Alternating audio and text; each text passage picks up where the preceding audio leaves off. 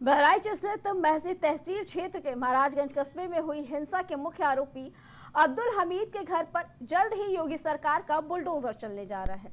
शुक्रवार की शाम लोक निर्माण विभाग द्वारा इनके घर पर अतिक्रमण को लेकर नोटिस चस्पा की गई कि अगर 3 दिनों के अंदर इनके जरिए इनका जवाब नहीं दिया गया तो पूरे घर को ध्वस्तीकरण करने की कार्रवाई की जाएगी। इसके साथ ही यहाँ के करीब 30 घरों पर ये नोटिस चस्पा की गई है। ऐसे में इन सभी के खिलाफ बुलडोजर एक्शन होना तय माना जा रहा है। ये सभी इस हिंसा में शामिल आरोपियों के ही घर बताए जा रहे हैं। तो वहीं इस मामले में लापरवाही मिलने पर एसएसपी को भी हटाने की तैयारी में है, जबकि तहसीलदार को डीएम कार्यालय के साथ अटैच कर दिया गया है। तो वहीं लखनऊ से एक बड़ी खबर सामने आ रही है। बता दें कि SC/ST आरक्षण में वर्गीकरण का मामला सामने आया है।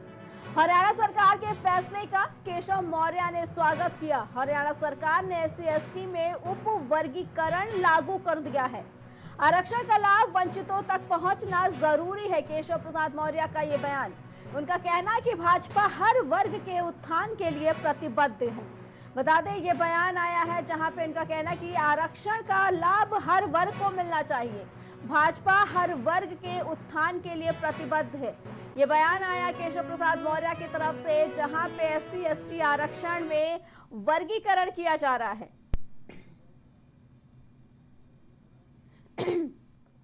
बता दें सुप्रीम कोर्ट के 1 अगस्त 2024 के फैसले के तहत केशव प्रसाद मौर्य ने हरियाणा सरकार का SC/ST में उप वर्गीकरण लागू करने का स्वागत किया है।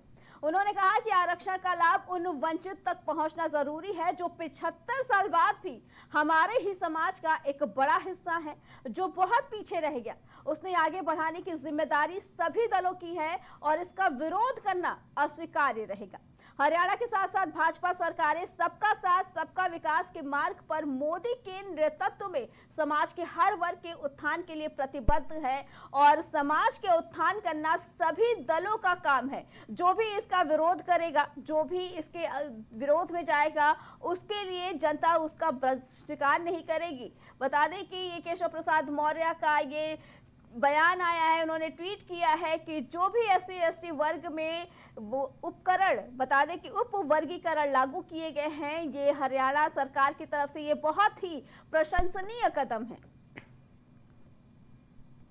सिद्धार्थनगर में देर शाम शक्तिपीठ देवी पाटन से मुंडन कराकर लौट रही यात्रियों से भरी बस एक साइकिल सवार को बचाने के चक्कर में बढ़नी तुलसीपुर रोड पर चरगावा नाले में पलट गई, जिसमें बस के परखच्चे उड़ गए और साइकिल सवार के साथ साथ 2 लोगों की मौके पर ही मौत हो गई।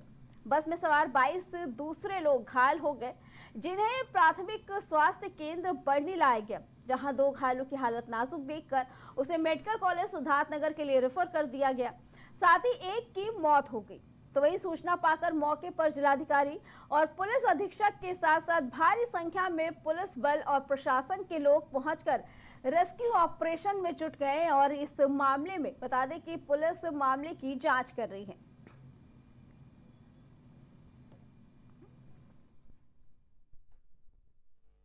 देखिए, एक दुखद घटना हुआ बडनी ब्लॉक से है और मोहन कोला गांव पंचायत से इन मोहन कोला गांव पंचायत का रहने वाला है।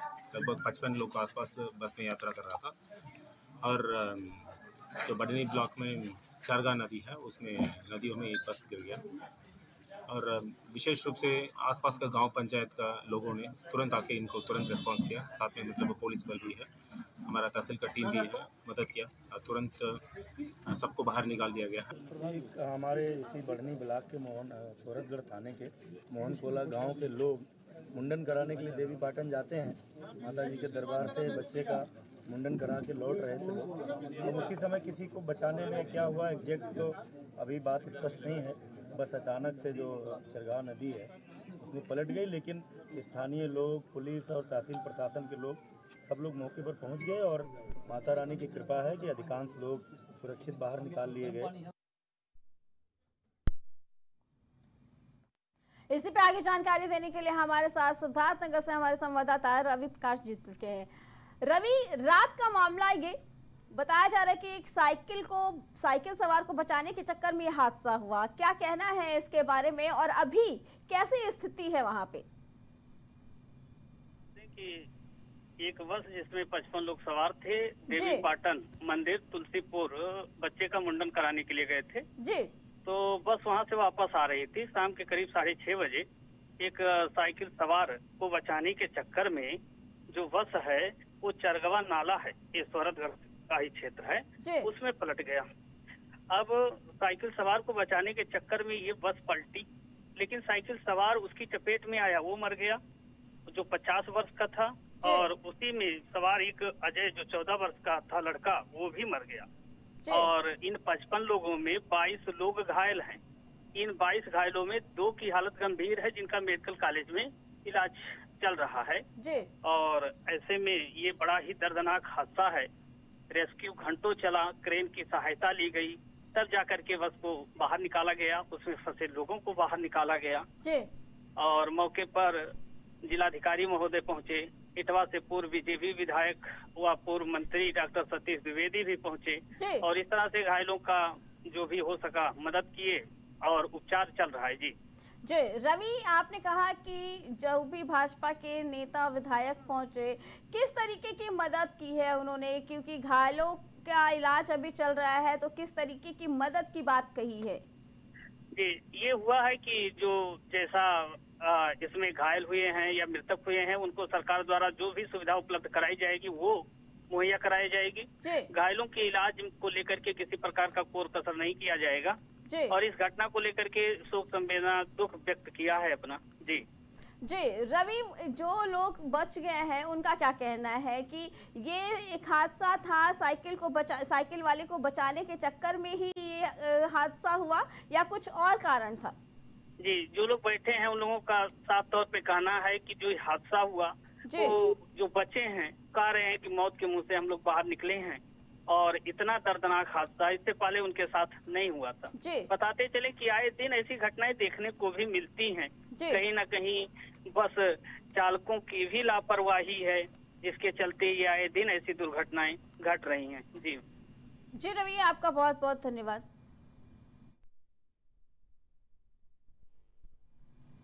तो वहीं कानपुर देहात पुलिस एक बार फिर सवालों के घेरे में है। एक नाबालिग दलित छात्रा का पहले गांव के कुछ दबंग लड़कों ने आपत्तिजनक वीडियो बनाया, फिर उसे वीडियो वायरल करने की धमकी दी और मिलने के लिए बुलाया। 10 अक्टूबर को दबंगों के कहने पर घर से निकली छात्रा वापस घर नहीं लौटी। 7 दिन बाद झाड़ियों में उसका शव आपत्तिजनक अवस्था में पड़ा मिला, जिसके बाद गांव में कोहराम मच गया। तो वहीं परिजनों ने 12 अक्टूबर को दबंगों के खिलाफ तहरीर दी। परिजनों का ये आरोप है कि पुलिस ने पैसे लेकर आरोपियों को छोड़ दिया, जिसके बाद 17 अक्टूबर को नाबालिग का शव खेतों में पड़ा मिला। परिजनों ने कहा कि अगर समय रहते पुलिस आरोपियों को गिरफ्तार करके सख्ती बरतती तो उनकी बेटी की जान बच जाती। इस पूरे मामले को लेकर इटावा लोकसभा से सपा सांसद, बता दें कि सपा सांसद जितेंद्र दोहरे कानपुर देहात पहुंचे और पीड़ितों से बातचीत की, साथ ही इस लड़ाई को सदन में भी उठाने की बात कही। सांसद ने कहा कि सरकार और इस सरकार की पुलिस पूरी तरीके से निष्क्रिय है, कानून व्यवस्था पूरी तरह से ध्वस्त है। अगर पीड़ित परिवार को न्याय नहीं मिलता है तो हम बड़े स्तर पर आंदोलन करेंगे।